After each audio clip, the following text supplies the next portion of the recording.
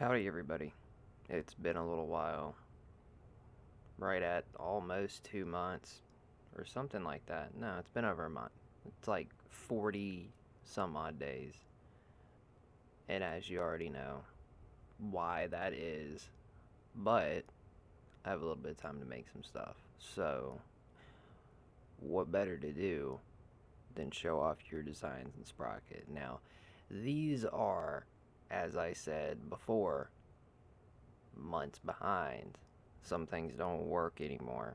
And I've probably messaged a few of you because I'm having to bounce around and let you know, hey, been trying to show this.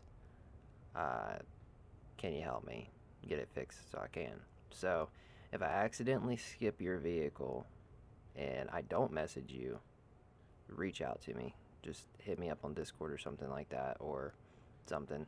I get a lot of messages, so bear with me if I don't see it. Or just leave a comment under the video and be like, hey, I sent this in. Um, can you show it off? That works too. However you want to do it. But anyways, we're going to start off with two double barrel tanks. And this first one is the MB211. This is by Sean Lennox, and his write-up.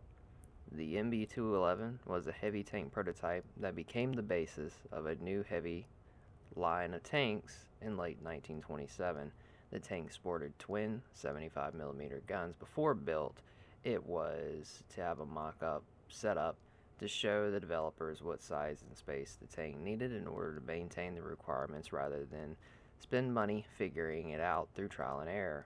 The first prototype was built in 1930 and showed promise, but proved to be too little, too late for its role, but did see combat in the early stages of World War II in 1940. So, we have twin 75mm guns. It is a heavy tank. Let's figure out how good it is. So, I had to put the ammo rack in it. Kind of a feature that I wish that we could possibly turn off with a cheat, but it is what it is because that's mainly some of the problem that I have with getting some things working. It's not always that, but anyway, I just threw them in there, make it work pretty well. Let's see. So the 75mm HVAT mod 30, we only have about 115mm of pin, which for a 1930s tank, that would actually be pretty good. I'm pretty sure that would be relatively high for something like that. Let's check the mobility. So you named it the Alpha V8. So we would be sitting right around 293 horsepower. That's actually really good for that. 8.2 is not great, but if you've seen any interwar designs, you would understand why it's pretty good. But let's check the armor really quick. Let's see what the armor is like. Oh, it can't even pin itself from the front. It's actually really good. Oh man, this thing can't even pin itself from literally any angle. Maybe the rear end, but that's about it. Let's see how fast it is really quick. Supposedly, off of what the little thing said for the engine, this thing can go faster forward than it can in reverse. Oh. I don't know if it likes these bumps a little much. I don't think it likes it a lot. Well, now you actually see them working pretty well, like they're supposed to. Now I wonder if this thing is going to cross the big ones okay. Oh, it's really thinking about it.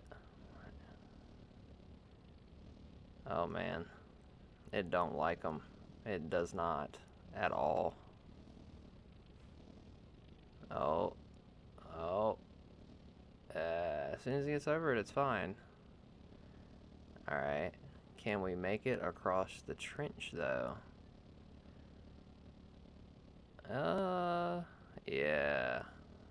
Let's rotate it. Let's see if it actually is faster in reverse.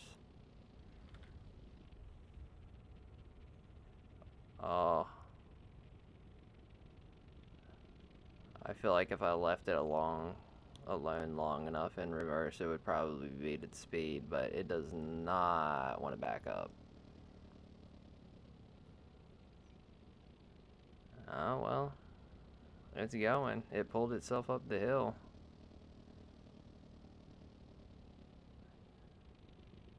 Okay, as we can see, it does not really like it that much, but twin guns, and I shot between both of them. Alright, well, I'll just put it on that one. There we go. Let's put it up against something that's reasonable.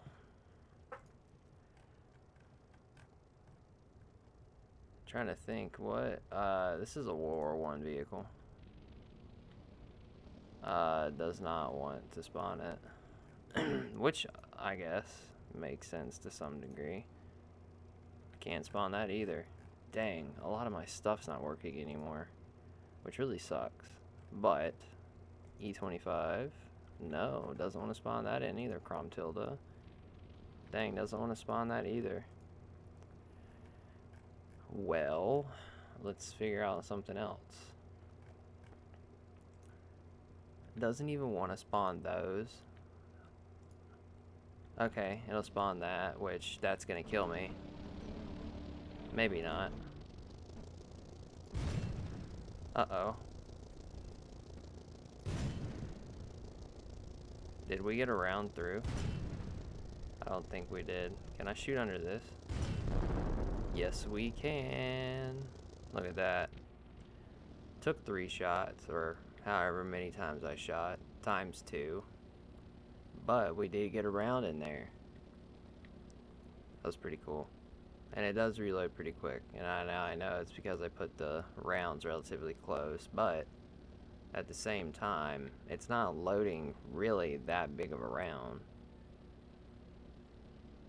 But we blew the entire superstructure off that tank destroyer. Now, should it have killed me? Yes. Why didn't it fire? I have no idea. Should it have? Yes. Can't believe it actually did it though. Unless it slipped in right there in the front, which is probably what happened. Because, I mean, these guns don't have all that much pin, really. But, that's the MB211. So, let's go to the next one. And we're on to the next one. So, this is also by Sean Lennox, and this is the, I guess, evolution of what we just looked at. In his write-up, the T1E1 is the final solution to the MB211 prototype. In increased size and sporting twin 90mm guns for its time, was the most impervious tank to face in combat against those with guns 20 to 37mm. Due to its large size, it was dubbed the Ogre. And that's its name, the T1E1 Ogre. And as we can see there, the hull-wise looks relatively similar. The turret's changed and the guns are different. And I would say that the guns, yeah, 189mm of pin, which is pretty good. And now let's see. Can it pin itself though? Maybe. It should, technically. Now from the side, yeah. From the back, yeah. It should be able to. Now this one, I'm going to almost guarantee, yeah. This thing is a whole lot faster than the other one. And you've already seen the suspension over that. But, as you can see, this one's got a better power to weight ratio than the other one. And that makes sense because it's supposed to be an evolution of the prior vehicle. Now, what should we show it against? I'm going to vote Tiger. And who makes Tigers? Who makes extremely good Tigers? One person in particular. My dog has knocked stuff off my bed. I'm not cutting it out. Alright. Let's angle. Oh, we bounced it. The Ogre is holding up. Oh, that was cool. Aha, we got a shot in it. Where did we pin? I need to fix that little thing.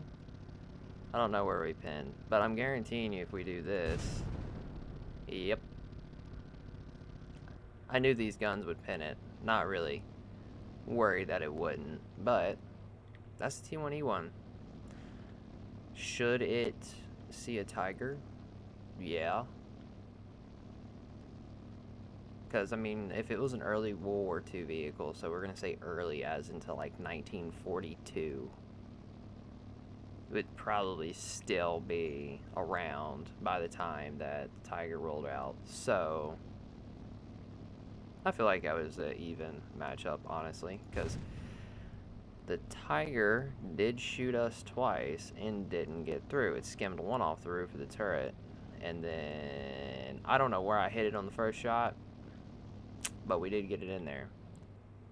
So let's move on to a completely different vehicle. Alright, and now we're on to the next one. And this is by Not Ozark. This is the A37 assault tank. And his write-up says, though the Casimir performed excellent in its role, it left a lack of an intermediate heavier armor. The Tehran, meaning battering ram, in the old Noralum tongue, I'm probably pronouncing that wrong, was conceived from the ground up as a heavier brother to the Casimir. Not designed by a sole inventor, but by a closed committee. This group ranged from a famed inventor of the Casimir himself, Mikhail Lergerson, and also the engineers from the Dyson Company and the renowned designer, Zhimny Agastov. It was conceived from the ground up as a modular design, simple yet effective, using ideas borrowed from both friend and foe, and applying it to the Mosredian doctrine. I'm good at pronouncing stuff, I know. Fit it with the same engine transmission as Casimir, as well as many of the same components. This ensured a successful transition into mass production without straining existing manufacturing. The Tehran uses the same ammunition as the Casimir. However, its cannon sacrifices maximum penetration for better performance with high explosive rounds, quicker rate of fire, allowing the tank to be better to assault fortified positions with its stronger, heavier armor compared to the Casimir. Despite its heavier armor, it weighs nigh more than 3 tons in excess of the Casimir's own weight, yet with an equally rugged power plant that is not to be underestimated. So, kind of reminds me of a Sherman in a way. And with the gun, kind of reminds me of either the short-barreled 75 or, in a way, the Sherman with the 105 if it's assaulting fortified positions. I do not know what the caliber is on this, but let's see. It's a 68 millimeter, and we have 160 pin, which is really good. That surprised me. What's its armor though? It's actually pretty good. I mean, I didn't expect that to be that good, but the rest of it, not bad. Let's see how fast it is. I don't know, that's pretty quick. That's pretty dang quick. Pretty fast reload. Oh, look at that. This thing hauls ass. It's got heavy armor, and well, you did say rugged power plant, so it only makes sense. Look how fast this thing is. That's neato. Well, let's see though. Well, then I don't even know why I clicked that. V12 bombing an aircraft engine. So you're saying there's a radial. I'm just kidding, it's V12. Anyway, that makes sense. Oh my lord.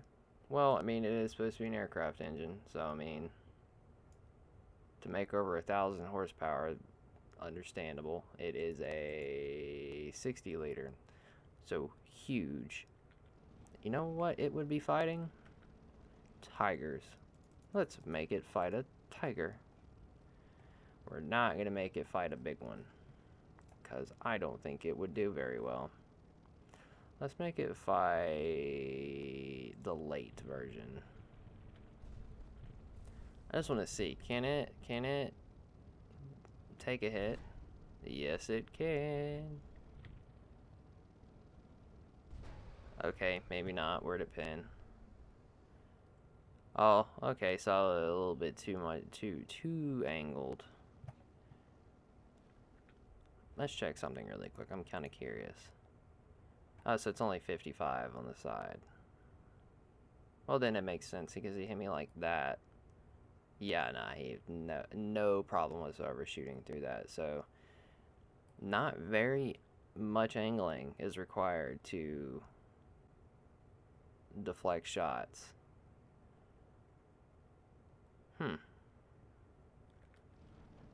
I see. Alright, so let's spawn another one.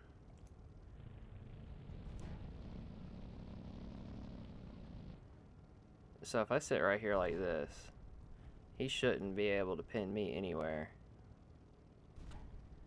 Yeah, look at that. This thing's got some armor on it. And now I should be able just to... Okay, maybe not. Yeah.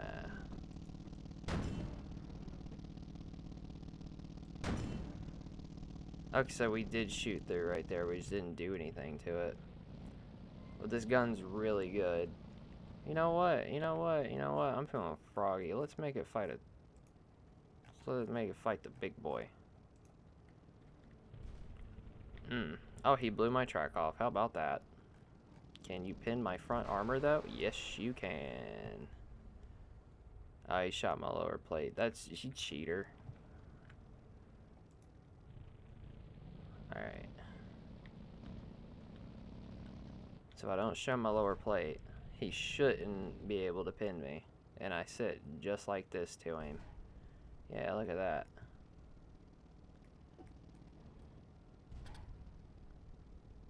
Hey, look, his rounds rolling down the front of my tank. Yeah. Alright, so can we pin here? No. No, we cannot. That made it worse. Well, we shot his gun barrel. We knocked out his gun, so he's not going to be able to fight back right there. I don't think he would be dead. He just wouldn't have a working gun. But if we flanked him, we'd obviously be able to pin him. We just shoot right there. Or right there. So yeah, he should have ammo right about there. So I'd kill him. So, coming across the Tiger 2, it has the armor. It does not have the gun from the front. But that would be about literally any, I guess, in air quotations, Sherman. Really wouldn't have a gun to deal with it from the front. So, makes sense. But anyways, this is the A37 Tehran assault tank. I like it. Very quick.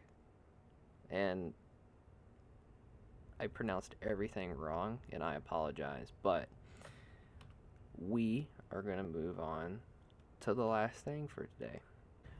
Alright, now here we are on the fields, as we always go, well, can't say always now, most of the time come to for the final thing. This is another tank by Not Ozark. This is the TA-55M3 Diamondback, and you can already get an idea of a vehicle that this reminds me of, but here is their write-up for this. Forged as the peak of... I'm going to mess these up again. Morosidian ingenuity at the latter decades of the Great War, the Diamondback was created with the purpose to service the monstrous LK-12 120 millimeter cannon while still retaining superb mobility and enough armor protection to ward off threats. Though it might not have been as big, hardy, or heavily armored as its opponents, it certainly punched above its weight. Now, kind of reminds me of an M103.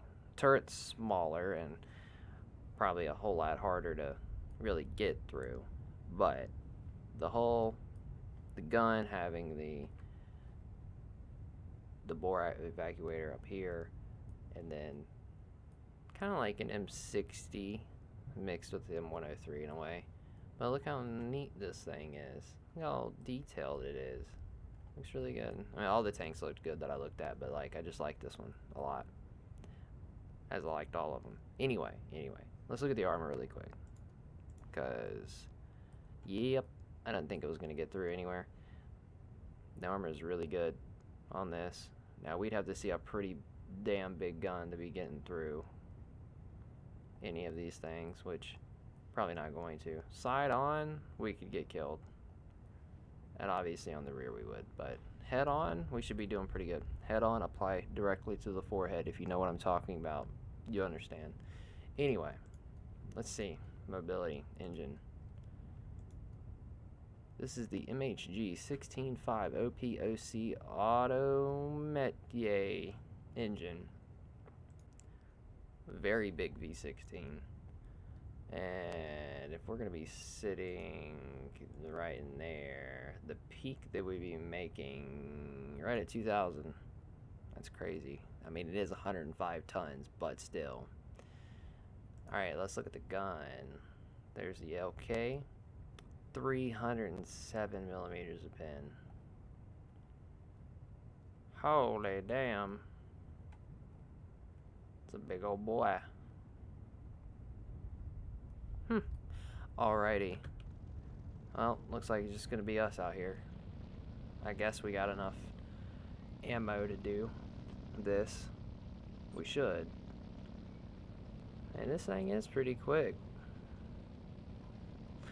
But as I said before, I appreciate you guys sticking with me, bearing with me, understanding that college is a bitch. I'm telling you. Because we're getting ready to start the internship part before we get into the fall part of this semester. And then we have one more spring. So I'm over halfway done now. If you don't count the summer internship thing, I only have 2 more semesters left. And then I'm done. For now. Not really done, but like with what I'm doing at the moment. And I'm trying to do things as much as I can. You just gotta understand that I'm not gonna be able to do it as much as I was doing at one point. But I do appreciate you guys still uploading stuff and making things for me to show off. I know I am behind, but still. And here's our first guy.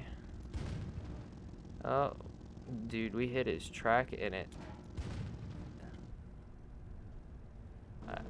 It rotated him. Good lord. Alright, we gotta turn ourselves because the whole squad's up there on the hill. What? He had to have slipped that in somewhere. There is no fucking way that that killed me. Nah, I don't know about all that now. Some don't seem right there. That was some Sprocket black magic for a gun that size to get through something like this. No sirree, Bob. There's no way. And this gun, it seems like it's accurate. And I reckon that would be kind of due to how long it is, because, I mean, that's a long gun. So we can just try to do it at a distance. I'll just stick my turret up above, which I guess would work. Also, that engine deck, though, I love shit like that. Also, I was hoping to show you guys a bunch of, like, cars that I was gonna start using in my like thumbnails, Did we just fucking bounce? No, he's... no way.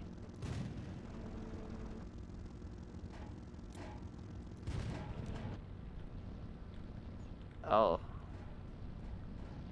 Dude, they are pinging the hell out of me right now. They're trying to flank me over here on this side.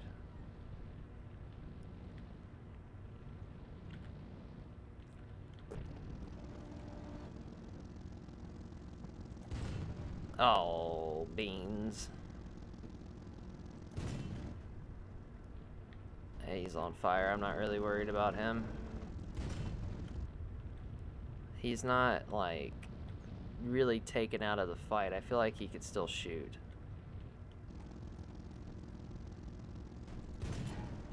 Okay, he's... oh, shit. Okay, okay. Man, these little guys are persistent. Okay, he's 100% dead now. Alright, so all we got left is the 3 guys that I crippled over here.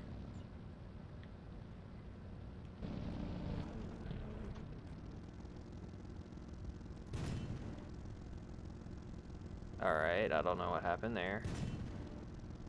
Okay. Dude, that guy just ate it. Jeez, these little things are... okay, I'm going to assume that he's dead too. Alright, there we go. Okay.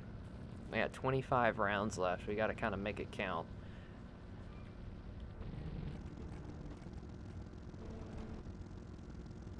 I wonder.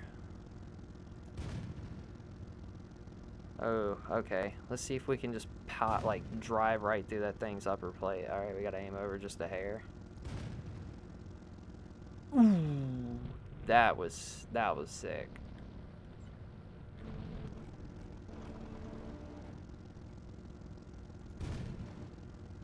Oh. Oh, we can totally get this. Right through the front of the turret. Get fucked. That was so far away. This thing's gun is really good. Now we definitely have enough ammo left, I assume, to handle these last 4, unless that was it, and I'm seeing that 20 AP down there and it not actually being the case. I don't reckon I have to, like, switch what rack it's taking it out of. Oh, man.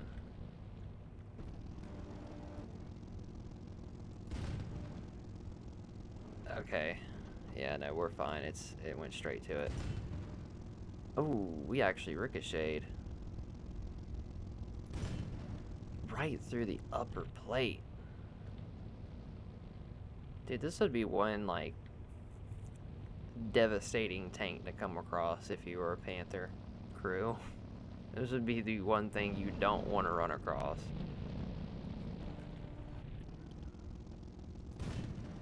Oh man, his turret almost went straight to the moon.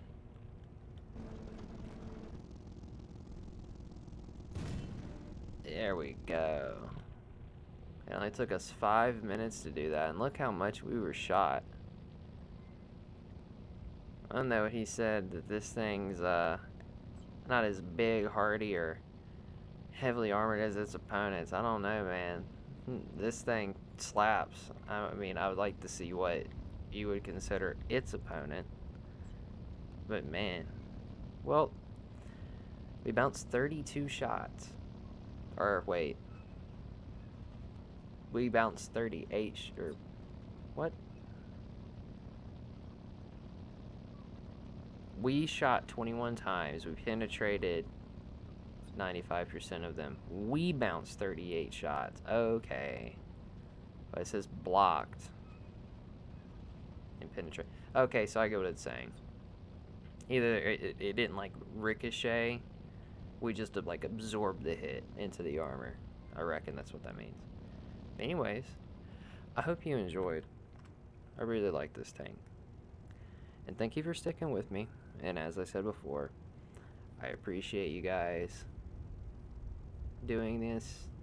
You guys keep still doing what you're doing. And I will see y'all later.